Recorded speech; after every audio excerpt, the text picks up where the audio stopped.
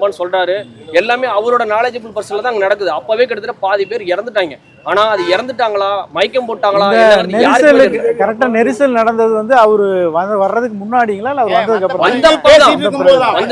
அவர் வந்தவரு சேலம் பைபாஸ்ல நின்னு வரத பார்த்துட்டு தான் வந்திருக்காங்க. அவரு அந்த சேலமான சர்க்கிள்ல வந்து நின்னு பேசியிருந்தாருன்னா அந்த கும்பல் இங்க வர போறது இல்லைங்க. அங்க வந்து அவரு இந்த சின்ன பிள்ளை மாதிரி முன்னாடி வந்து ஒரு சீட்ல உட்காந்துட்டு லைட்டை போடுறது ஆஃப் பண்றது போடுறது ஆட் பண்றது இந்த மாதிரி பேசவே சரியா காமிக்கலங்க. அதனால நம்ம வந்து 4-5 மணி நேரம் வெயிட் பண்ணிட்டு இருந்தோமே, இவர் முகத்தாவது பார்த்துட்டு போயிடலாம் அப்படின்ட்டு தான் அங்க நின்ன கும்பல் எல்லாம் மறுபடியும் இங்க வந்துட்டாங்க. நீங்க இப்போ கூட யூடியூப்ல போய் பாத்தீங்கன்னா கூட தெரியும். ஏதோ ஒரு திருச்சியிலையா இந்த மதுரையா என்னன்னு தெரியல, நைட்டு பேசுறாரு, கீழே தொண்டர்லாம் கத்துறாங்க, ரசிகர்லாம் கத்துறாங்க, லைட் ஆஃப் பண்றாரு, அமைதியாகிறாங்க, லைட்டை போட்டா மறுபடியும் கத்துறாங்க.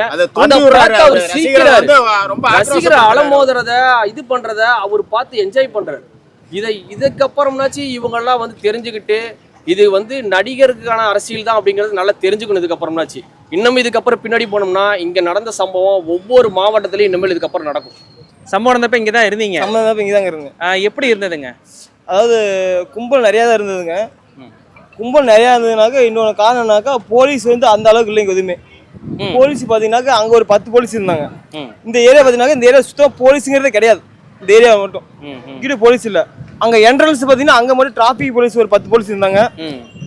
காக்கி ஓட்டாங்க ஒரு 4-10 பேர் இருந்தாங்க, அவ்வளோதாங்க. அப்போ ரவுண்டான் சைடு அதிகம் இருந்தாங்க. இங்கிட்ட பார்த்தீங்கன்னா போலீஸ் வந்து கம்மியான போலீஸ் தான் இருந்தாங்க. போலீஸ் அதிகமாக இருந்தாங்க.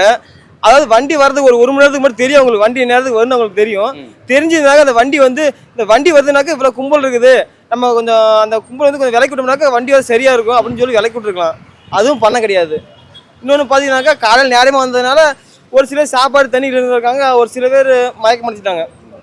அப்புறம் இன்னொன்று காரணம் என்ன பார்த்தீங்கன்னாக்கா தலைவர் வந்து பேசினார், அதாவது விஜய் அவர் வந்து பேசின அப்படி மேலே ஏறின உடனே பவர் கட் ஆகி ஒரு 2 பேஜ் பேசினாருங்க. எல்லாரும் கரண்ட் கம்பத்தில் ஏறினாலும் பவர் கட் பண்ணிருக்காங்க. கரண்ட் கம்பத்தில் யாரும் ஏறலைங்க, லைட்டு கம்பத்தில் ஏறலைங்க யாருமே.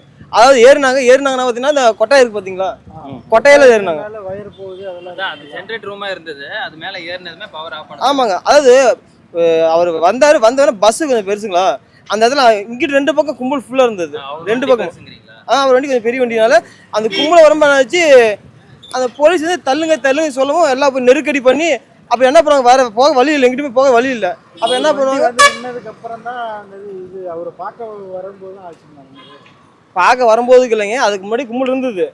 அவங்க என்ன பண்ண 1 மணி நேரத்துக்கு முன்னாடி க்ளீன் பண்ணியிருந்தாங்க, இந்த பிரச்சனை வந்திருக்காது. அதாங்க மேட்ரு. இப்போ